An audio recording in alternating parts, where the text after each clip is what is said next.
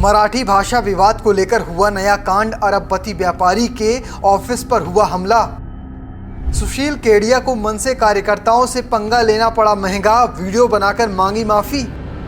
कारोबारी को हमले से नहीं बचा पाई मुंबई पुलिस। क्या महाराष्ट्र में खतरे में हैं बाहर वाले?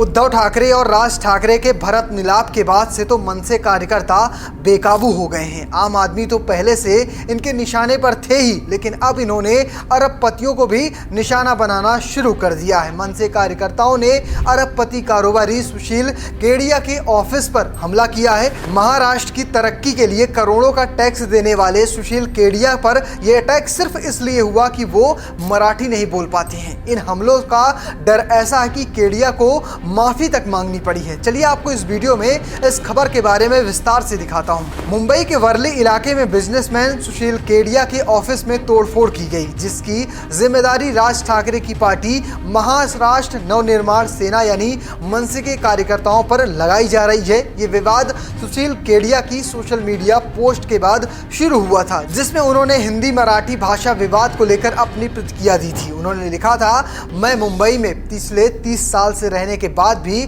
मराठी ठीक से नहीं जानता और आपके दुर्व्यवहार के चलते अब संकल्प लिया है कि जब तक आप जैसे लोग मराठी मानुष की देखभाल का दिखावा करते रहेंगे, मैं मराठी नहीं सीखूंगा। क्या करना है बताइए। उन्होंने इसके लिए राज ठाकरे को भी टैग किया था। इस पोस्ट के बाद सुशील केडिया को धमकियां आनी शुरू हो गई। उन्होंने इसके बारे में शुक्रवार को भी एक पोस्ट लिखा। उसमें उन्होंने लिखा कि कृपया ध्यान दें, सीपी मुंबई पुलिस, मुझे कई पुलिस स्टेशनों जैसे कि Amboli, cyber crime Bandra, SB1 आदि से कॉल आ रहे हैं। सभी मुझे सुरक्षा देने की पेशकश कर रहे हैं और इसी बहाने मेरा स्थान पूछ रहे हैं। इसके आगे उन्होंने लिखा कि this is the dirty operation already on buying for my blood. इसके बाद मनसे कार्यकर्ताओं ने सुशील केडिया के इस वर्ले स्थित दफ्तर पर धावा बोल दिया। कुछ ही घंटों के बाद सुशील केडिया ने राज ठाकरे से सार्वजनिक तौर पर माफी मांग ली है। केडिया ने अब राज ठाकरे की तारीफ करते हुए उन्हें अपना हीरो तक बता दिया है, लेकिन ये हुआ क्यों, ये हम सब जानते हैं। चलिए आपको वीडियो दिखाते हैं क्या बोल रहे थे सुशील केडिया। जब अपने ही अपनों का दम घुटा देते हैं तो गलतियां चारों तरफ होने लगती है। मेरी गलती को मैं स्वीकारता हूं, क्षमा की याचना करता हूं और आशा करता हूं जिनके बस में है कि इस वातावरण को अच्छा करें और सभी के हृदय में साहस आए कि हम मराठी को ज्यादा सरलता के साथ अपना सकेंगे, तो मैं आपका आभारी रहूंगा। My tweet happened in a wrong state of mind under duress and stress and further now it is getting manipulated and misinterpreted to suit the interests of people who want to gain from any controversy. Having come under pressure mentally from the violence inflicted on those who do not know Marathi, I ended up overreacting. I realized I must take back my overreactions and withdraw. Truth is, even after living for 30 years in Mumbai, the level of proficiency and fluency that a native Marathi born can have, we will not be able to achieve. And for avoiding any embarrassments or confusions, one has been using Marathi language only in less than formal situations with a casual atmosphere only before people very closely known to us. This has not happened to me in the use of 7 other Indian languages that I could learn over a period of time.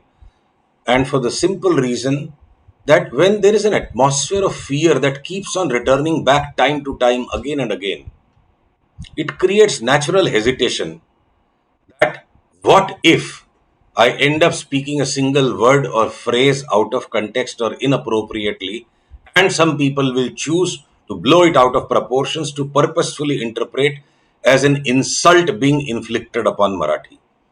दम घुट जाता है ऐसे माहौल में. And in such a situation,